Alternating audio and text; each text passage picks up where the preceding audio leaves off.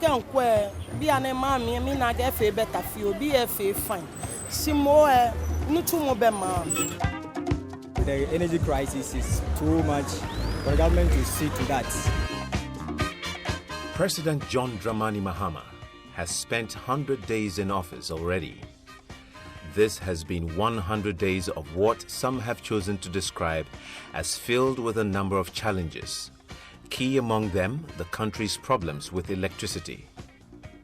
But like former US President Franklin D. Roosevelt, whose tackling of an ailing economy by pushing through Congress a number of reforms in 100 days introduced the concept of assessing governments after 100 days. President John Mahama has exhibited the ability and commitment to ending the difficulties brought about by the energy crisis.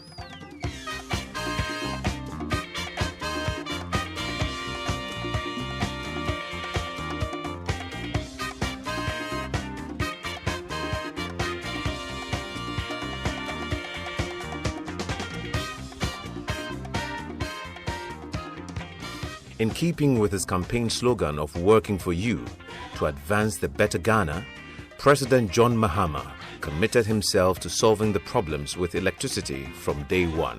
Because and then running about 50 to 60 years. And now I started for Lawrence Tamina, but we aren't men drop in Sioni Kanya Maya. Then crossing that money. Not a baby, but no man. I uncle, baby. Tisania Tibiano, I'll see a bonfire. I didn't actually say, oh, you are.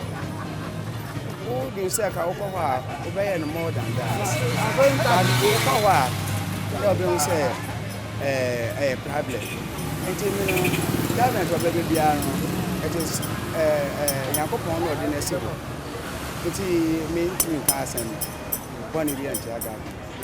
Millions of Ghanaians and businesses are today experiencing very erratic and frustrating electricity supply. It is a situation that I am deeply concerned about and to which I have devoted considerable energy to solving. As President, I'm adequately aware of the challenges and the extreme discomfort that this is causing to the generality of our people and businesses. Indeed, Mr. Speaker, this situation causes me sleepless nights. We have had to work around the clock to bring many plants into operation earlier than we had scheduled, while we await the restoration of the plants affected by the absence of gas from the West African gas pipeline. And it has not just been talk. President Mahama, known to be a decisive and action-driven leader, set to work with his team to ensure the return to normalcy in electricity supply. For an administration that had worked 4 years to increase the total generated capacity of electricity from 1,810 megawatts to a total of 2,445.5 megawatts, the difficulty created by the unavailability of natural gas from the West African gas pipeline project was a difficult one. And the effect on households and businesses was enormous. But more importantly, it was the major test case for the John Mahama administration. We're expecting the addition of over 500 megawatts of installed generation capacity this year. This includes 132 megawatts from the Takrady T3 thermal plant, expected by the end of February. Another 130 megawatts from the Bui hydroelectric power project by the end of April, and an increase to 400 megawatts from Bui by the end of September. 2 megawatts will also come from a solar park built at Navrongo by the end of February. With the addition of Takrady T3 this month and the first power from Bui in April, our current deficit of about 200 megawatts at peak hours should be sufficiently ameliorated. With the projection that things will stabilize after the end of April, when a number of action points being worked on are completed, President Mahama led the efforts at restoring normalcy. The severity of the load-shedding program has been reduced considerably. For some time now, I think it has improved. They are bringing more energy sources, at least as time goes on, I think it will go up. So compared 2 months ago and currently, at least a little bit improvement. Because first need to also on, off, on. By this time, baby, I'm not one day. I did 3 days in doing 4 days in doing at least improve Kakra. Here in this our area at garages, because the electricians are working on the poles, so they used to give light out to work on the lights. So by the evening, if they finish, then they bring it. First, it was on and off, light off, water bill, water. You cannot get water in the system too, but now it's okay now. It sounds like the government is trying its best for us. Me can quite be an better one. First, we can want to be an akudomiao. Agbe chon. Eyawa. Pipe one tomorrow and can get be an phone so light young no Agbe. One of you know fine. We give them about like 70-80%. The government just took office about 100 days, as you said. So at least for now, let's give the benefit of the doubt. Let's pray for better Ghana. Clearly, the energy crisis has been one major test case for the administration, and its ability to meet the timeline of April ending will improve the government and President Mahama's ratings further. But the last 100 days have not been about energy alone. President Mahama, building on the foundation set by his predecessor, John Evanzata Mills, has brought into his administration a good mix of young and older hands, with a tilt towards the younger generation. The president seems to be very sensitive to the need to spread political experience across generations. So his government is not only packed with old people or only young people. He seems to have a very fair balance of relatively older people, younger people, but then also a fair balance of people who have no political experience at all, and a fair balance of people who have a significant amount of political experience.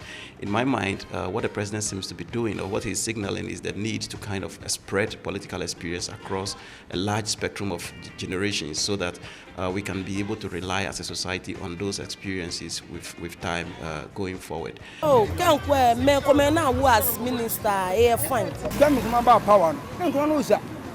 Where premise and where president. Oh sir, not doing some more be simple for. What me rule again for about 9 years. Oh you know of my. And they say I might take me anybody. For the Ghana Federation of the Disabled, however, there could not have been a better time for them than now. President Mahama's appointment of Ghana's first blind person as a substantive Minister of State is a major boost to the Federation and its members. Mission here this afternoon is to congratulate you on the advancement of the highest office of the land, and also to thank you sincerely for braving all the odds to nominate one of us, Dr. Zana, a severely disabled person, to be in your government. It is something that we have fought for over the years and did not yield any fruit. So for you to take this initiative, which we hope will open doors for future ministerial appointments, we are very much grateful to you. It appears to me that the president is passionately concerned about the question of national unity and nation building. And so if you look at the decisions that had gone around forming his government in terms of the ministers, people at the presidency, and so on and so forth, he seemed to be drawing broadly from people from different socio-economic backgrounds, drawing from people who have different ethnic, religious, and social backgrounds. And that, in many ways, celebrates the diversity of this country, but also speaks directly to the question of national unity. Not much can be done in 3 months, especially when Parliament has just passed the appropriation bill. For John Mahama, however, like Roosevelt, a number of major initiatives can be taken in 100 days.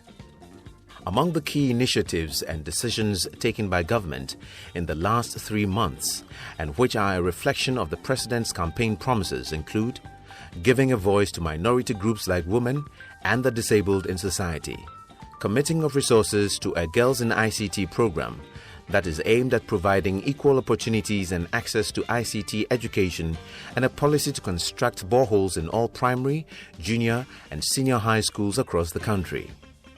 This, government says, is to ensure the insulation of school children from the risk of acquiring communicable diseases.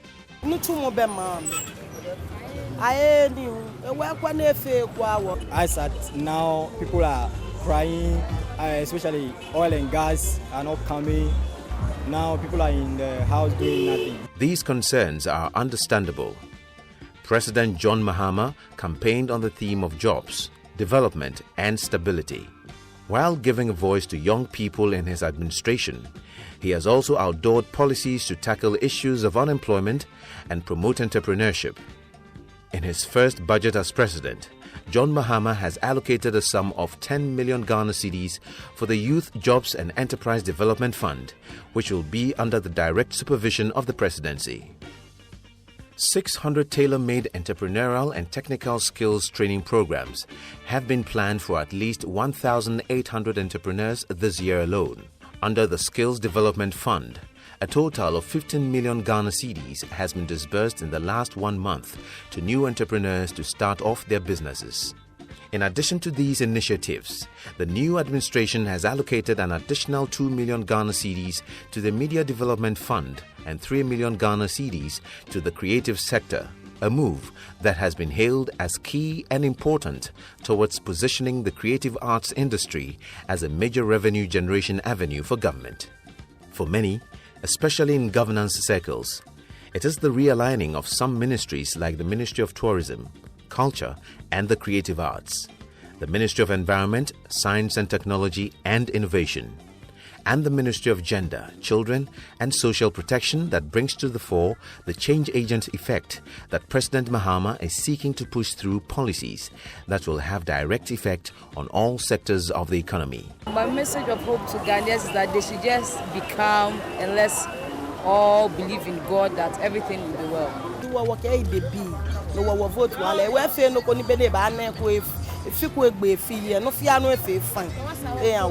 is all that we have, at least. When we say good things about Ghana, we reap good success, everything. So let's talk positive about Ghana.